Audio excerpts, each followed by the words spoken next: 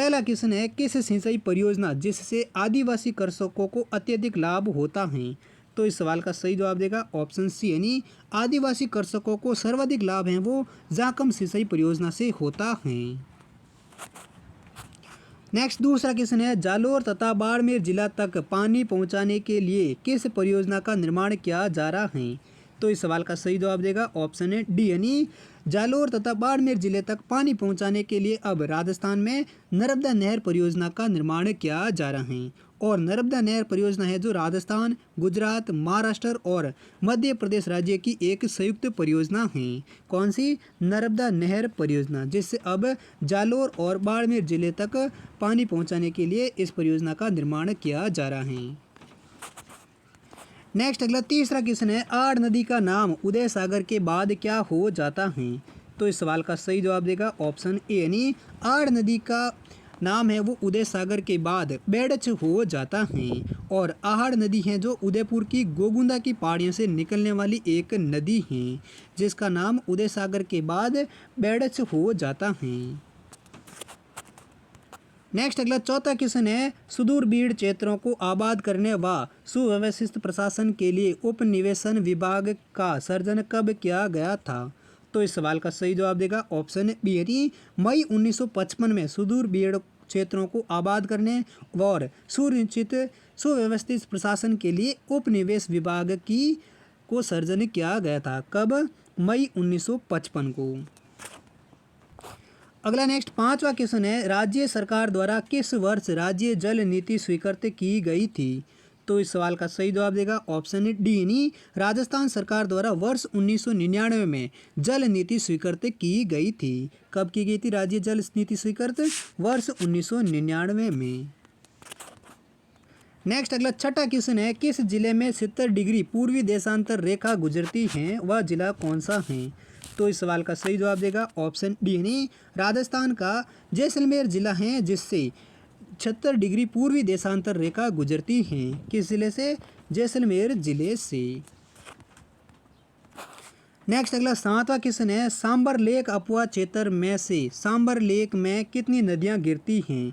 तो इस सवाल का सही जवाब देगा ऑप्शन है बी, यानी सांबर लेक अपवा क्षेत्र में कुल 4 नदियां गिरती हैं। कौन कौन सी नदियां गिरती हैं? वो गिरती है मेथा जो उत्तर पश्चिम की हैं, जो सिक्कर सामेत हर्ष की पहाड़ियों से निकल कर आती हैं, दक्षिण पूर्व में अजमेर के किशनगढ़ की रूपनद नदी, और इसके अलावा खारी और खंडेला नदी हैं जो सांबर लेक के अपवा क्षेत्र में सांबर लेक में नदियां गिरती हैं। कितनी? 4 नदियां। कौन कौन सी? एक तो है मेथा नदी, दूसरी है रूपनगढ़ नदी, और इसके अलावा खारी और खंडेला नदियां जो सांबर लेक में गिरती हैं। अगला नेक्स्ट 8वां क्वेश्चन है, कहाँ पर कृषि निर्यात क्षेत्र की स्थापना नहीं की गई है? तो इस सवाल का सही जवाब देगा ऑप्शन बी, यानी राजस्थान के जैसलमेर जिले में कृषि निर्यात क्षेत्र की स्थापना नहीं की गई है, जबकि जोधपुर, कोटा और गंगानगर में कृषि निर्यात क्षेत्र की स्थापना की गई है। और आपको बता दें कि जोधपुर में मेहंदी मोट मसाले हेतु, कोटा में धनिया औषधीय महत्व के पौधों के लिए, और गंगानगर में रसदार फलों हेतु निर्यात क्षेत्र की स्थापना की गई है। अगला नेक्स्ट 9वां क्वेश्चन है, सर्वाधिक अनुसूचित जाति जनसंख्या किस संभाग में पाई जाती है? तो इस सवाल का सही जवाब देगा ऑप्शन सी, यानी राजस्थान के बीकानेर संभाग में सर्वाधिक अनुसूचित जाति जनसंख्या है वो अधिक पाई जाती हैं। अगला नेक्स्ट 10वां क्वेश्चन है, सर्वाधिक नदियां कौन से संभाग में पाई जाती हैं? तो इस सवाल का सही जवाब देगा ऑप्शन सी, यानी राजस्थान के कोटा संभाग में सर्वाधिक नदियां हैं वो पाई जाती हैं। अगला 11वां क्वेश्चन है, बांध संबंधित जिलों का कौन सा युग्म असंगत है? तो दोस्तों इस सवाल का सही जवाब देगा ऑप्शन बी, यानी कनौता बांध दौसा में बताए गए हैं ये गलत हैं, जबकि कनौता बांध दौसा में ना होकर कहाँ पर हैं? ये जयपुर जिले में डूंड नदी के किनारे पर स्थित हैं। कहाँ पर है कनौता बांध? जयपुर में। जबकि पार्वती बांध कहाँ पर है? धौलपुर में, ये सही है। उमेद सागर बांध कहाँ पर है? जोधपुर, ये भी सही है। पांचना बांध कहाँ पर है? करौली, ये भी सही हैं। जबकि कनौता बांध दौसा में बताए गए हैं ये गलत हैं, जबकि कनौता बांध कहाँ पर है? ये जयपुर जिले में स्थित हैं। और किस नदी पर? डूंड नदी पर ये बांध बनाया गया है। नेक्स्ट अगला 12वां क्वेश्चन है, सर्वाधिक जनजाति किस संभाग में पाई जाती हैं? तो इस सवाल का सही जवाब देगा ऑप्शन ए यानी राजस्थान के उदयपुर संभाग में सबसे अधिक या सर्वाधिक जनजाति पाई जाती हैं। नेक्स्ट 13वां क्वेश्चन है, मेवल क्षेत्र कहलाता है?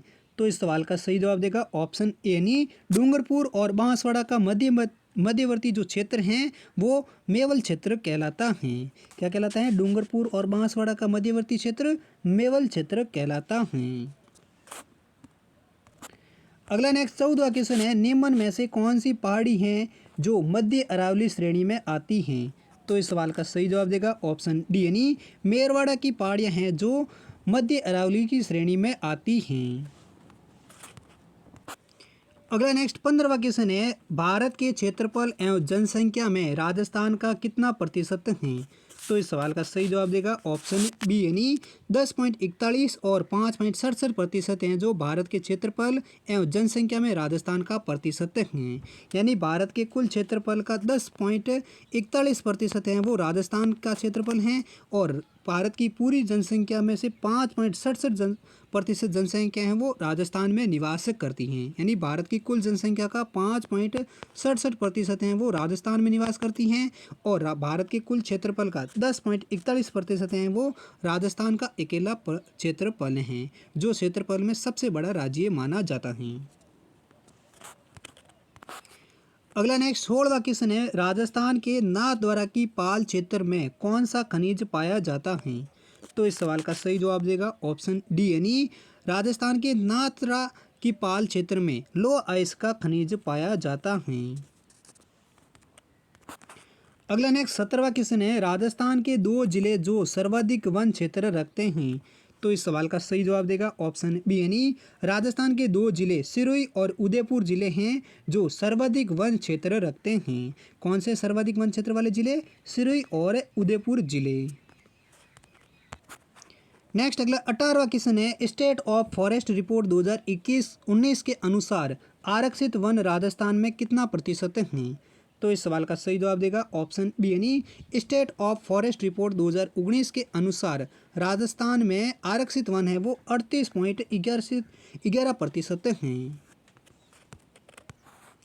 नेक्स्ट अगला 19वां क्वेश्चन है, भारतीय कृषि अनुसंधान परिषद द्वारा राजस्थान में केंद्रीय भेड़ एवं ऊन अनुसंधान संस्थान की स्थापना कहाँ की गई है?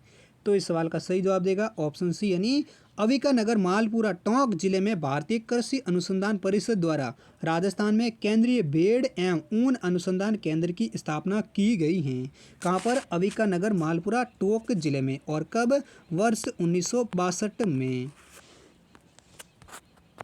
नेक्स्ट अगला 20वां क्वेश्चन है, काजरी की स्थापना जोधपुर में मरुस्थल वन रोपण शोध केंद्र के रूप में कब की गई? तो इस सवाल का सही जवाब देगा ऑप्शन है ए यानी काजरी की स्थापना है जो जोधपुर में मरुस्थल वन रोपण शोध केंद्र के रूप में 1952 में की गई थी और काजरी का वर्तमान नाम है वो 1957 में दिया गया था। यानी काजरी की पहले स्थापना की थी तब नाम क्या था? मरुस्थल वन शोध केंद्र, जो 1957 में इसको काजरी नाम दिया गया था।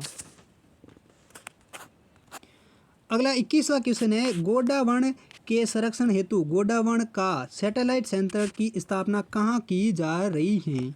तो इस सवाल का सही जवाब देगा ऑप्शन डी यानी रामदेवरा जैसलमेर जिले में गोंडावण के संरक्षण हेतु गोंडावण का सैटेलाइट सेंटर स्थापित किया जा रहा है। कहाँ पर? रामदेवरा जैसलमेर में। और यह सेंटर केंद्र सरकार और राज्य सरकार के वित्तीय सहयोग से स्थापित किया जा रहा है। अगला नेक्स्ट 22वां क्वेश्चन है, सेवन, दामन, मुराद आदि किस प्रकार की वनस्पति वर्ग के अंतर्गत आते हैं?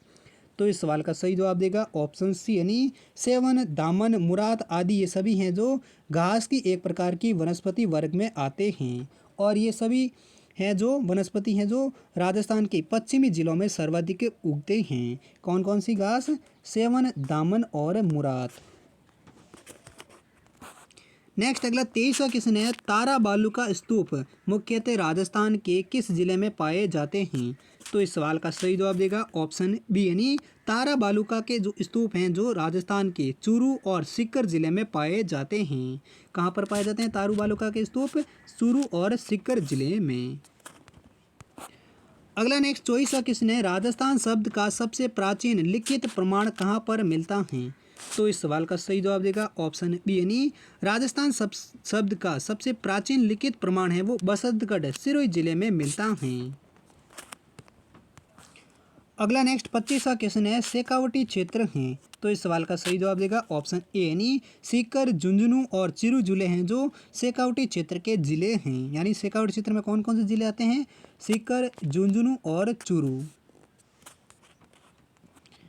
अगला नेक्स्ट 26वां क्वेश्चन है राजस्थान के ऐसे कौन से 2 जिले हैं जो अब्रक का 75% उत्पादन करते हैं। तो इस सवाल का सही जवाब देगा ऑप्शन सी यानी राजस्थान के ऐसे भीलवाड़ा और उदयपुर 2 ऐसे जिले हैं जो अब्रक का 75% उत्पादन करते हैं और राजस्थान का अब्रक के उत्पादन में दूसरा स्थान है और विश्व में भारत का पहला स्थान है। यानी भारत अब्रक के मामले में विश्व में पहले स्थान पर हैं और राजस्थान है वो दूसरे स्थान पर हैं। अगला नेक्स्ट 27वां क्वेश्चन है राजस्थान राज्य की आदिवासी जनजातियां मुख्यतः राज्य के किस भौगोलिक क्षेत्र में निवास करती हैं। तो इस सवाल का सही जवाब देगा ऑप्शन सी यानी राजस्थान राज्य की जो आदिवासी जनजातियां हैं वो मुख्यतः अरावली पर्वतीय प्रदेश में निवास करती हैं। किस भौगोलिक क्षेत्र में आदिवासी जनजाति निवास करती हैं, वो करती हैं अरावली पर्वतीय प्रदेश भौगोलिक क्षेत्र में। अगला नेक्स्ट 28वां क्वेश्चन है राजस्थान में क्षेत्रफल के आधार पर सिंचाई के साधनों में दूसरा स्थान किसका है। तो इस सवाल का सही जवाब देगा ऑप्शन ए यानी राजस्थान में क्षेत्रफल के आधार पर सिंचाई के साधनों में दूसरा स्थान है वो नहरों का है। और दोस्तों नहरों से सिंचाई सबसे अधिक किस जिले में की जाती है, ये आप कमेंट सेक्शन में लिखकर जरूर बताइए। जबकि पहला स्थान किसका है, कुआं और नलकूपों से, यानी कुआं और नलकूपों से राजस्थान में सर्वाधिक सिंचाई की जाती है और दूसरे स्थान पर किससे सिंचाई की जाती है, नहरों से। अगला नेक्स्ट 29वां क्वेश्चन है राज्य की सर्वोच्च पर्वत चोटी गुरु शिखर जिसकी ऊंचाई है 1722 मीटर, उसके निकट में कौन सा पठार स्थित है। तो इस सवाल का सही जवाब देगा ऑप्शन बी यानी राज्य की सर्वोच्च चोटी गुरु शिखर जिसके निकट में उड़िया का पठार स्थित है। और उड़िया का पठार किस जिले में स्थित है, ये भी आप कमेंट सेक्शन में लिखकर जरूर बताइए। अगला नेक्स्ट 30वां क्वेश्चन है निम्न में से किसे राजस्थान का पहला जैविक कृषि जिला घोषित किया गया है। तो इस सवाल का सही जवाब देगा ऑप्शन सी यानी राजस्थान का डूंगरपुर जिला है जिसको वर्ष 2015 में राजस्थान का पहला जैविक कृषि जिला घोषित किया था। किस जिले को, डूंगरपुर जिले को। और कब किया गया था, वर्ष 2015 में। तो दोस्तों ये थे राजस्थान जियोग्राफी के कुछ मोस्ट इंपोर्टेंट क्वेश्चन।